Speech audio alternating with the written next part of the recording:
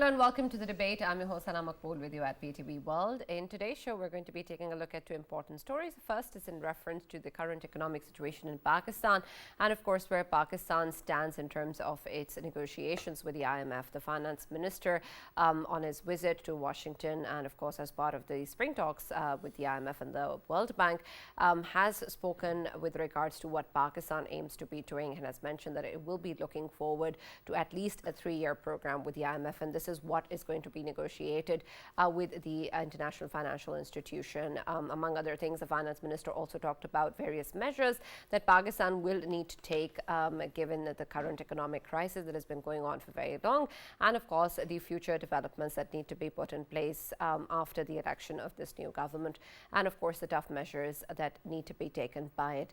There is also concern with regards to what sort of aspects are going to be implemented in terms of the discussions with the IMF, particularly with issues regarding women inclusion and climate change, and of course other measures that need to be taken at home, to which he has also referred to that there is no need for new policies. There is in fact only need for implementation of the existing policies and structures, and so this is something that needs to be worked upon and is already underway in terms of privatization of certain SOEs, starting with the Pakistan National Airlines, following the success of which the finance minister is also projecting that other companies will soon follow, and this will be accelerated throughout the years.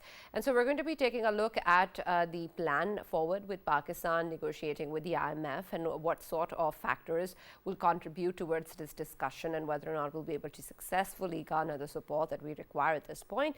And then, of course, with regards to what lies ahead in Pakistan, especially in terms of the budget, and then issues with regards to climate change, the loss and damage fund that had earlier been discussed, and what needs to be done at home in terms of reforms, particularly around the tax base, and what exactly are going to be the steps that the government will decide to take with regards to poverty alleviation. So we're going to be taking a look at all of that in our first segment of the show today. Our next one is going to take a look at the visit of the Saudi foreign minister to Pakistan, and of course the discussions that have followed with the foreign ministry and other important bodies, including the SIFC, in which he has reiterated the fact that Saudi Arabia and Pakistan enjoy deep historical relations, and we're going to be looking forward to significant improvements within the trade relationship between the two countries and as well, and that this visit is going to help particularly in this regard. Of course, this is coming in the aftermath of the Prime Minister's meeting as well in Saudi Arabia, and this is going to be something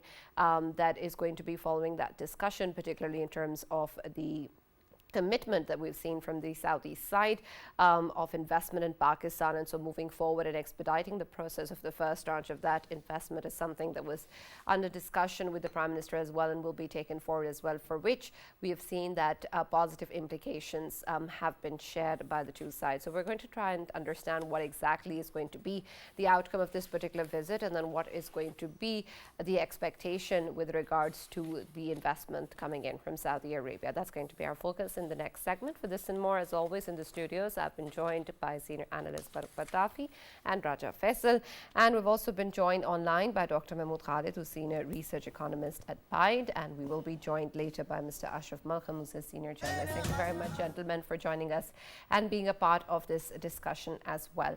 Let me start with you, Mahmood Saab. Given what has been going on for quite some time in Pakistan in terms of the kind of economic crisis that we've been seeing, we have at least been able to come through with the standby arrangement with the IMF, and we're just about to close it down, and the last tranche of that is also going to be coming in expectedly at the end of this month. So in terms of where we stand today, as opposed to where we stood before the start of the standby arrangement, do you think we're in a better position now to negotiate another program with the IMF, particularly in terms of the 3-year program that the finance minister is thinking about?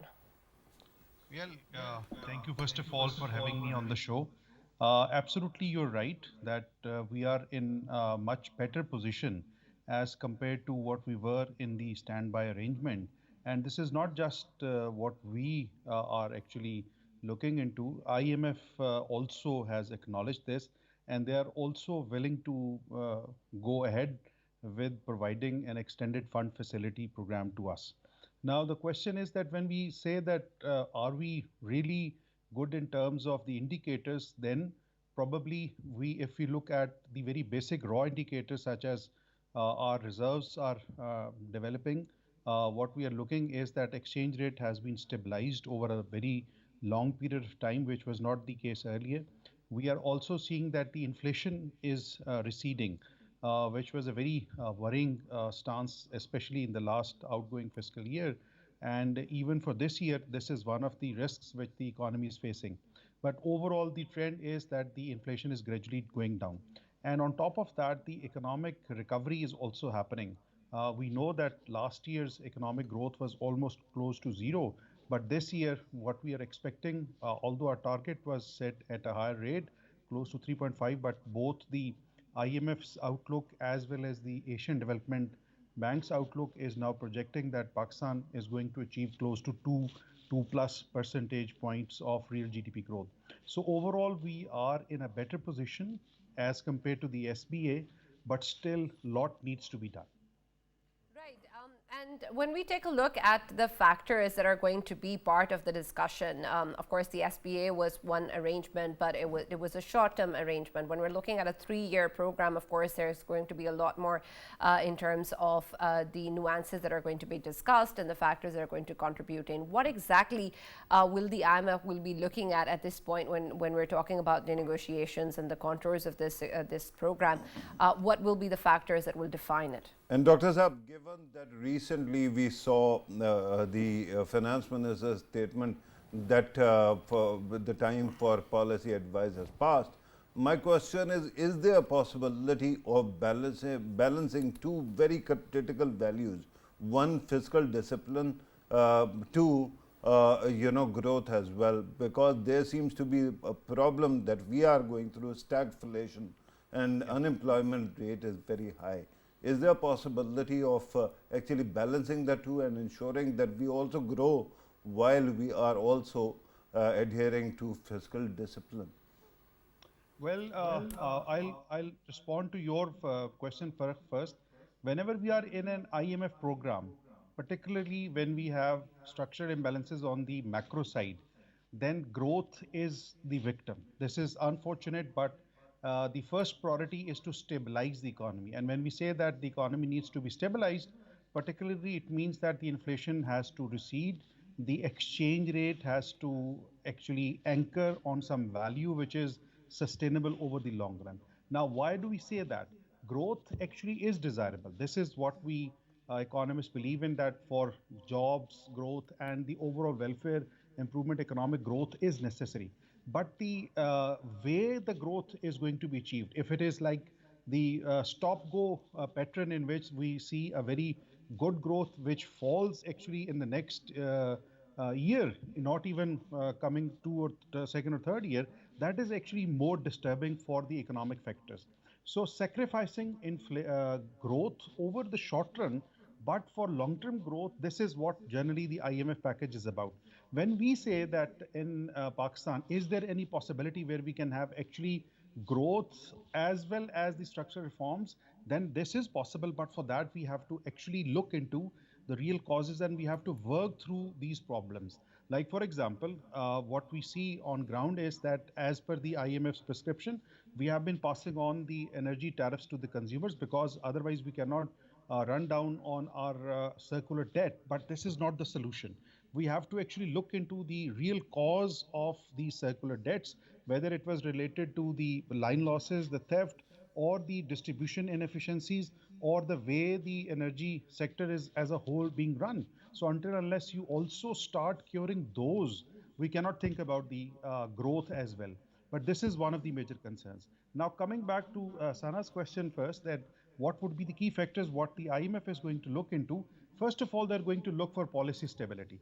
Like, for example, they are happy with us in terms of taking the market exchange rates on the market forces. This is what we have done. They have actually advised us that we should actually fight the inflation through increase in the policy rates, mainly the state bank's independence in terms of setting up the policy. This is what we are doing. They have also proposed that we should actually pass on the cost to the consumers rather than holding them up and actually increasing our fiscal burden. This is what we're also doing. They have also asked us to generate primary surplus, and we have been able to do that. So what they are essentially looking for from us is continuity in the policies which has been adopted, and on top of that, the reforms which has been actually agreed upon, such as the FBR or the revenue side reforms, as well as the state-owned enterprises reforms. They are going to ask us for commitment on that. Right. So, is there anything that you think can be a problem in terms of the negotiations? Something that the IMF currently is not happy with, or will be a cause of concern when we sit at the table? For them, actually, the external account is something which is very worrisome, because what we see for the next fiscal year, that we have to actually service the external debt close to $30 billion. So what they're looking for is that what kind of a credible plan we have. And the government is striving hard to actually give them that picture that this is how we are going to manage it. For example, the current Saudi visit, or in general, the creation of sovereign wealth fund, the SIFC initiatives, and trying to privatize the SOEs where we can actually generate certain resources for showing that this is our capacity to service the upcoming future commitment. This is what actually is something which there is a deadlock in terms of the blueprint on how we are going to manage our external fronts. They are committed in terms of providing us the necessary resources and kind of a credibility go ahead, which can actually help us raise more resources from the capital markets as well. But still, on the reform side, especially on how we can manage some resource inflow through the investments circle, as well as increasing the export side, is something which we have to really work on. Yeah, Dr. Mahmood, obviously, if we talk about the economy and IMF program, you've been our guest since a long time, and we've been discussing it since last year as well. And I remember last year, while talking about the IMF program, I had recently, at that time, I had recently, went through one of the Moody's recommendations, and one of the recommendations was, of course, to go for a full-fledged IMF program. And I think this 3-year program would be sufficient. And when I actually figured out the impact it could have, at that time, I remember I came to know that it's more of a confidence that can be provided to your economy, and the economies throughout the world. The only sort of factor, the biggest factor that actually influences its sustainability, that is confidence.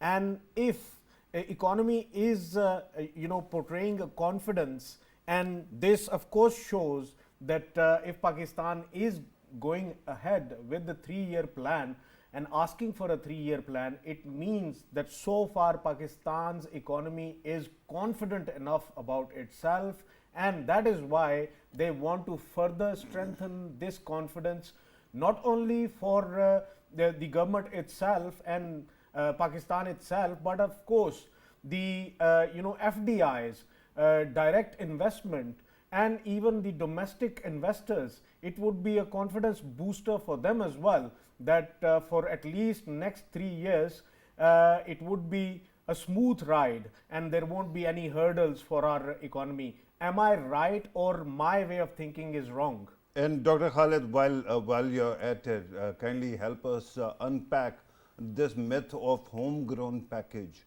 because we heard the finance minister actually saying that don't call it IMF package, call it Pakistan program, which is aided by IMF. We always hear about the importance of homegrown package, but in the end it is always dictates that come from the IMF side that we have adhered to. Do you think that there is any reality to this idea? I didn't want to say this, but you're right, Farooq, because unfortunately we are going to enter 24th program with the IMF, and this is what the finance minister has also requested from the IMF, that in order to go ahead with the structural reform programs, we need an umbrella cover of the IMF. So that means that even if it is the homegrown program, it is going to have some nod of acceptance from the IMF. So what we can actually see from this side of the table is that there are policies which, unfortunately, without the cover of the IMF's program or kind of conditionality, the governments have not been able to actually adopt them. So that is a kind of a reform strategy which we are using, where some part is going to be based on the IMF recommendations, and there are going to be some recommendations which are actually homegrown. For example, we have been discussing the FBR's reforms under the Dr. Shamshad Akhtar's regime. Now that is still pending and we could not mature it, but this is going to be part and parcel of the future. So you are right in the sense that it is actually half hybrid kind of a reforms package in which there are good suggestions which are reforms which can be actually proceeded with without the IMF program as well. But unfortunately, in political governments, it has been almost impossible to go ahead with. Now, going back to the earlier question, yes, this is what the IMF is essentially about. That whenever the IMF is in picture, that means that it gives a credibility to all those who want to deal with Pakistan as a sovereign, whether it is investment, whether it is lending, whether it is trade, whether it is related to some kind of a commitment, and all sorts of other guarantees. Whenever there is an IMF program in a country, so the external sectors are basically kind of satisfied with the arrangements which would follow suit. But still, I would suggest that this is something which is not the solution itself. When we read in the newspapers that we have been able to engage with the IMF program, this is not the magic pill. The magic pill is going to be structural reform, where we essentially work towards the actual root causes of the problems rather than brushing the problems under the carpet and simply stating that the current time has been improved and we are not looking into the root cause of the problems. Right, absolutely. Ashraf Saab, welcome to the debate. I'm glad to have you in the show as well. And we're going to be, of course, continuing our discussion with regards to the IMF program and what the finance minister has planned for the country. And we've spoken about the number of areas and factors that the IMF will be looking into. But I also want to now talk a little bit about the way that we're going to be moving ahead in terms of policies at home and what we want to do when we talk about reforms or we talk about the new policy with regards to bringing in the retail sector with the privatization of Pakistan International Airlines. These are measures that have been talked about before as well, but we're seeing some sort of action point on this. How hopeful are you in terms of actually achieving this successfully, both in terms of the way that we envision reforms in Pakistan and the way that the privatization of PIA will be successful and will eventually lead to other privatizations in Pakistan? So thank you very much for inviting me in the show. Actually, this is a very sorry state of affairs we are going to discuss. When we say something, we are doing something, actually we're lying. We're not doing something good. We never did something good. Now we have no options. We have been pushed with the wall. We have been given dates from IMF. Do this till this date. We have to privatize PA before 30th June to enter in the new program. Otherwise, they are simply no. Similarly, if we come to steel mills, we have taken good decision. There's dead assets, no more work can be done on it. So we're coming out of it. There are 2-3 points which IMF time and again asked to the successive governments to do it, but we never did it. My friend was saying we're trying to reform the FBR since last 10 years. I will go further beyond. We are trying to reform the FBR during the martial regime where General Musharraf was in power. That was the first time I saw. Before that, we did something knowingly as reforms in 92, 93. But we would make very good paperwork. When it comes to implementation, the result is zero. Now, if you see 2-3 areas which reforms are required, IMF and other communities, other IFIs are asking to introduce agriculture tax in Pakistan, zero progress. Then they are asking tax on retailers, zero progress. Now they are asking introduce Zero technology. progress on retailers, sir. Malcolm Retailers. Saab, recently there was some progress, right? What Actually, progress? there was, it has been introduced, the Tajar Dost scheme. Let the budget come. They promised we are doing this is but will introduce and impose in budget. There are too No, many sir, the sleep. Tajir Dost program is on rolling.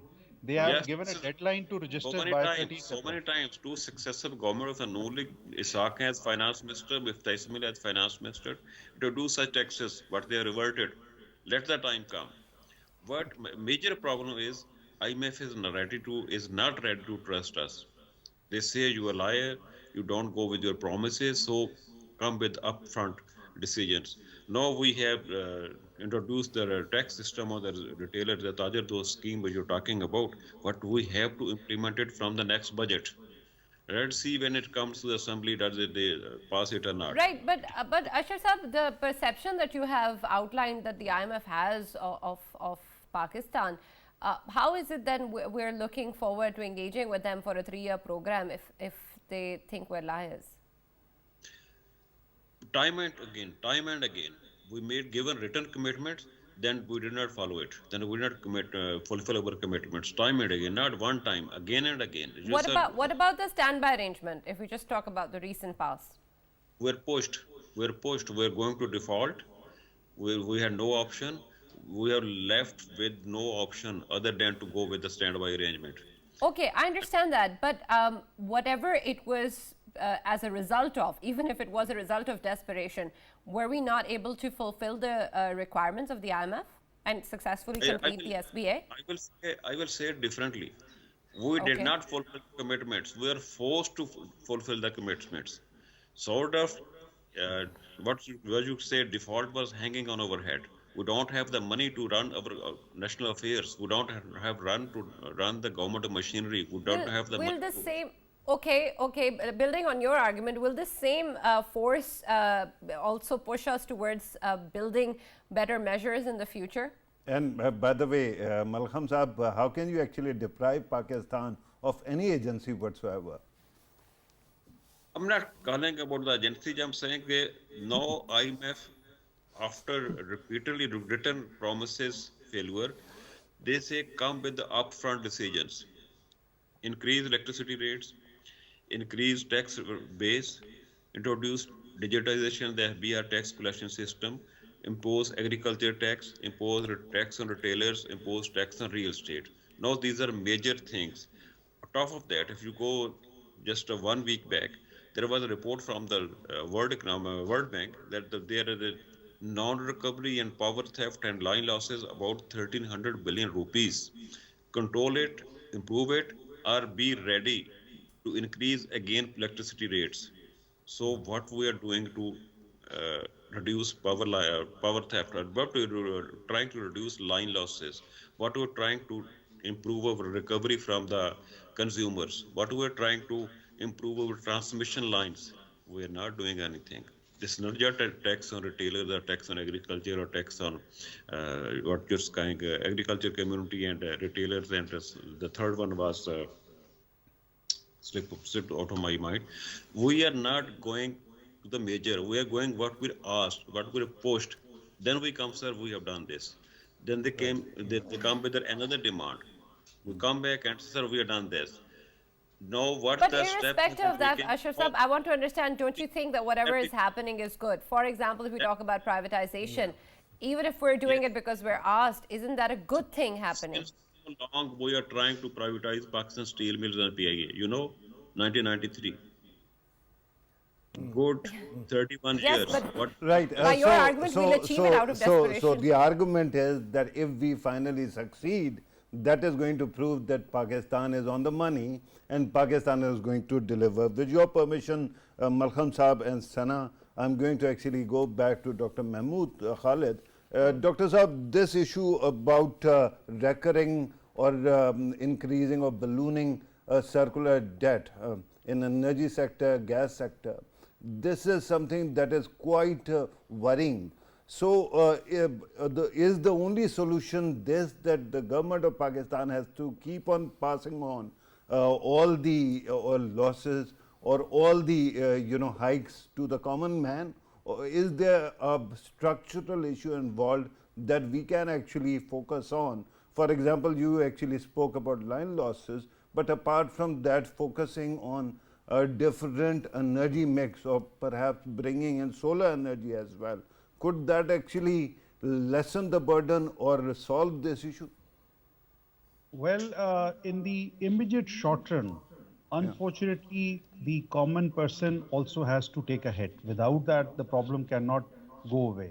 Since we have actually been putting away the root causes of the problem under some carpet of the government financing for the gap arrangements, this has actually ballooned to that level where it has become actually unsustainable.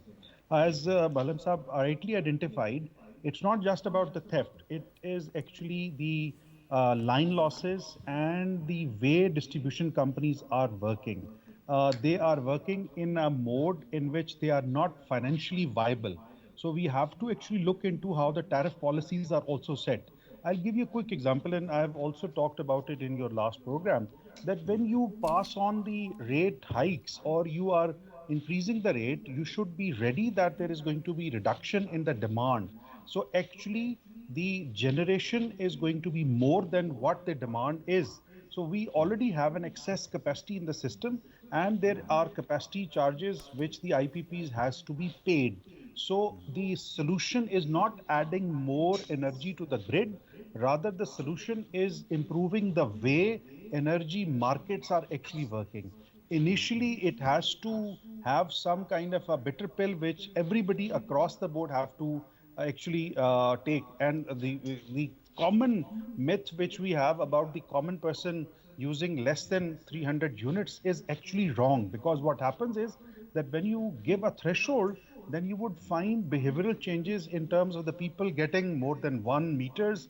There are other issues in which the corruption actually increases to keep the number of that units low, and so many other things. Dr. Saab, so that would be governance issue. But with due Yeah. respect, twice or thrice, both of you have actually mentioned, twice or thrice, 1 minute, Malham Saab, twice or thrice, both of you have actually mentioned not only thievery, but also line losses. So we keep on talking either about generation or distribution. Why is it that nobody focuses on improving the transmission? Because there seems to be a bottleneck there as well, Dr. Saab. Exactly. And this is what we have been suggesting at PIDE as well. For example, if you have a coal power-based plant which is right in the center of Punjab, whereas it should have been at the seaport where the coal actually is being imported. And similarly, you are distributing the energy from the upper part of the country to the lower part. So that actually increases the cost of wheeling from one point to the other point. So that actually leads to transmission losses as well as additional cost for providing the electricity. So the solution is to actually privatize the distribution companies, or at least decentralize them, so that they can actually manage their own financial provisioning by way of charging the cost from the consumers. And simply put, whatever needs to be financed as a protection measure should be done through the BISP, using the tax handle, using the energy tariff reduction. These sort of policies actually creates distortion. Absolutely. Ashar Saab, you wanted to add something? Yeah, I want to add something. This is just Khalid Mahmood spoke very well. We need to improve our transmission system. What if saying different thing? At the right now, we have about 40,000 megawatts production capacity. Whatever requirement is throughout the year average, this is about 70,000 megawatts per month. So what we are doing with the 23,000 megawatt electricity, we have 23,000 extra electricity. What we are doing, going for the alternate energy, solar energy, some energy, blah, blah, blah. You have extra electricity. We don't need more electricity right now. But that is costly, sir. Is it not costly? But you have to bear the cost in any case. We have to pay it. We use it or not. Because of the capacity charges you are saying. Yes, right? Exactly. We have These to are pay for it. commitments, We sovereign use it. commitments. It's a sovereign commitment. We use it or not use it. We have to pay it. If we are creating solar energy or alternate energy or some wind energy, even then we have to pay more. It will increase our circular debt. It will increase our consumers' bills. So what we have to do is we have to that Dr. That Khala Sahab said, Mahmood Khala Sahab said, what do we do? Number one, to improve our transmission system, and number two, to improve our consumers. We have to increase our include in consumers number so we can avoid capacity payment. There is zero need for new energy, any kind of new energy, whether it is alternate energy, solar energy, or wind energy, or something else energy. We need to improve transmission system. We need to improve governance and the distribution companies. At the same time, most important, we need to increase our consumers. This is a very bad, pathetic Yeah. situation. At one side, we have extra electricity. On other side, we have thousands of application requests for the new connections. We're not giving new connection to the consumers. I don't know why. What is this? How we Yeah. can get out of it? No way. We cannot come out of it unless we use the whole 40,000 megawatt. Right. Exactly.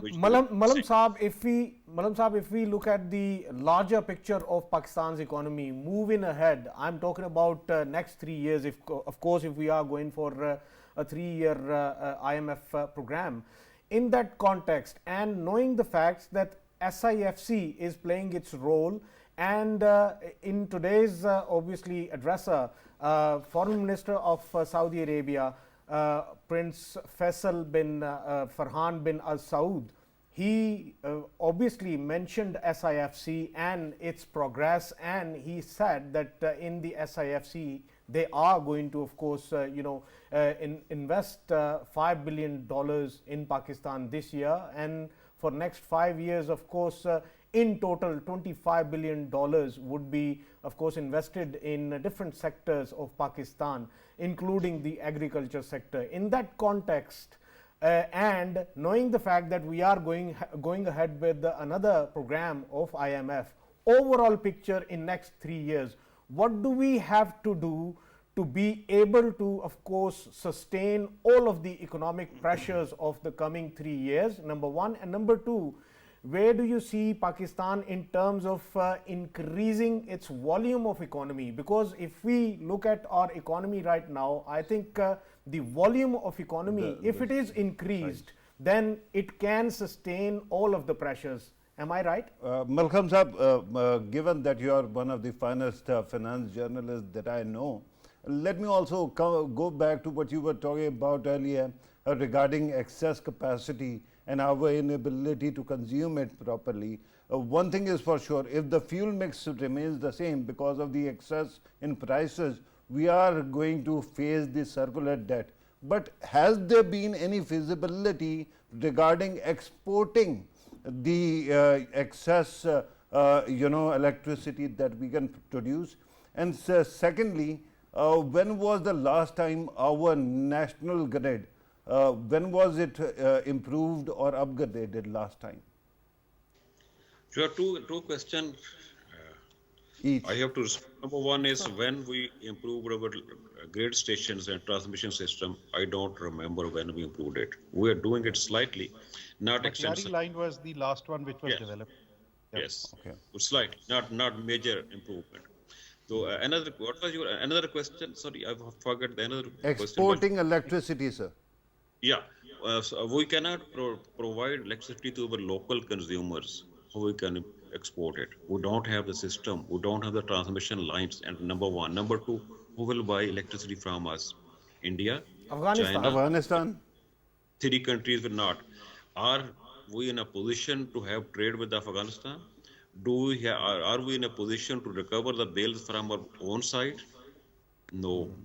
Terrain is so difficult. We are not able to recover the bills from our own side. We cannot lay down our distribution system in on the border of the Pakistan, Afghanistan. And presently, Afghanistan perhaps don't need much electricity. They know how to live without electricity. They don't need much electricity. First of all, we have to consume electricity in Pakistan. 40,000 megawatt which we're producing. Think to consume it in Pakistan. Just check the record. How many new applications for connections are pending and how much electricity is surplus. This is the totally mad thing. Number Right. two, Yeah, we are, Malan Saab, my question. please. Regarding the growth of the economy. Please, yeah, volume coming, of economy. coming to that, I saw these paper too. I met few saw these. They had different sector where they were shown interest to invest. I hope they will interest. What the go in the back? Sometime back, Saudi Arabia promised to invest $10 billion in oil refinery. Was this project completed? Not completed, started? No. Our best friend Saudi Arabia had so many reservations. We are not improving the atmosphere in Pakistan for the new investors. First of all, we have to improve the atmosphere for the new investors. We are not improving it. At top level, we talk, we discuss, and sometimes we sign MOUs. This time, I'm hopeful we will sign agreements in end of April or in May. Prime Minister Shahbaz Sharif is visiting Saudi Arabia in the end of April. We're expecting some agreements will be signed. Good, good, very good. Can we fulfill the all facilities, all all relaxations which are other countries, especially Bangladesh, India, and China, and giving to the investors? No. Everybody had a complaint. Our environment for the new investment is very tough, very non-friendly. Even the IMF said, improve Right. your environment for investment. Right. So without But Mahmood Saab, there are also two other aspects that I want to also touch upon before we conclude, that are also part of the discussions that the finance minister are having and factor in our economic measures that we're going to be taking. One, of course, is climate change, which is very, very important. Again, something that internationally has a commitment or has been brought forward by Pakistan, but not much has been done. How will this be factored in our negotiations, especially when we're looking at a 3-year program, and what sort of database is going to be used to actually project those numbers? And secondly, the finance minister also talked about financial help with regards to inclusion of women in Pakistan, especially with regards to economic recovery. What exactly is he looking for? What sort of tangible action plan or help are we looking for this to be done at home?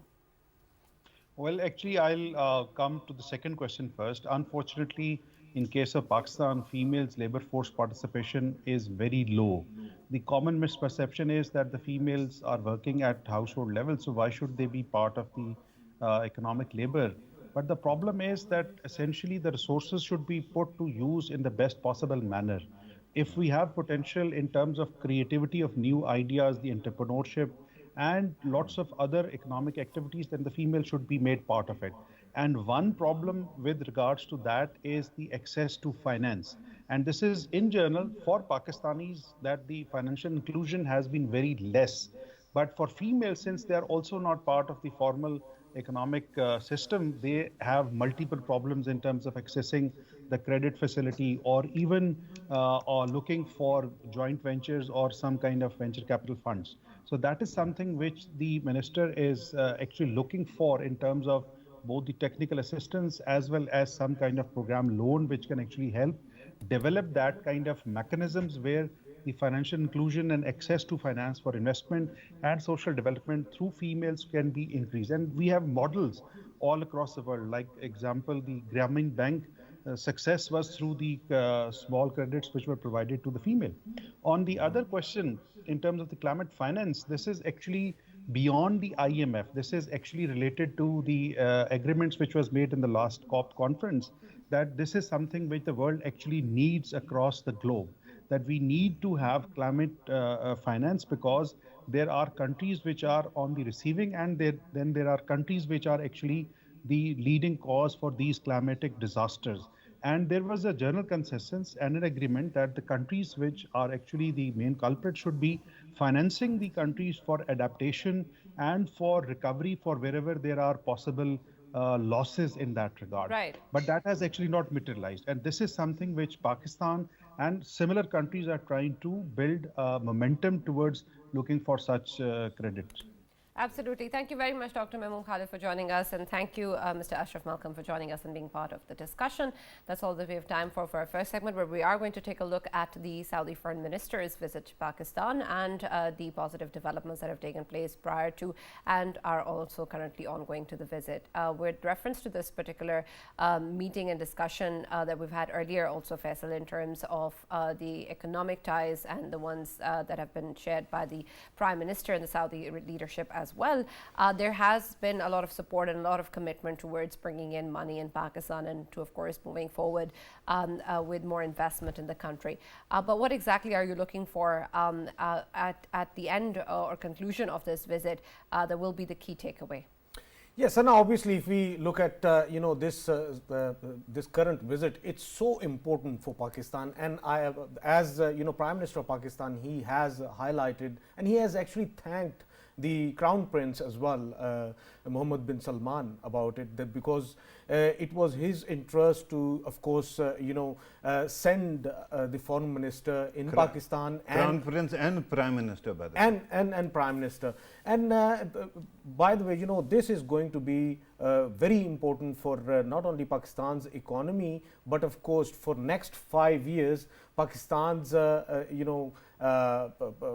direct investment which is going to come to Pakistan, it is going to be beneficial to Pakistan's economy, especially the sectors we are talking about. They are agriculture sector, minerals, then IT sector, and then in all of these sectors, of course, it would be cooperation between both of the countries and defense as well. Cooperation would be enhanced in obviously coming years, and every year we will be seeing at least $5 billion of the investment in Pakistan, which is of course going to be having an excellent impact not only on Pakistan's economy, but of course the confidence which we were highlighting earlier over the economy of Pakistan, of the investors, it would boost up as well, and there will be more Gulf countries that would be interested in, as we have seen in past as well, that whenever a move is made by Saudi Arabia, the rest of the Gulf countries, they tend to of course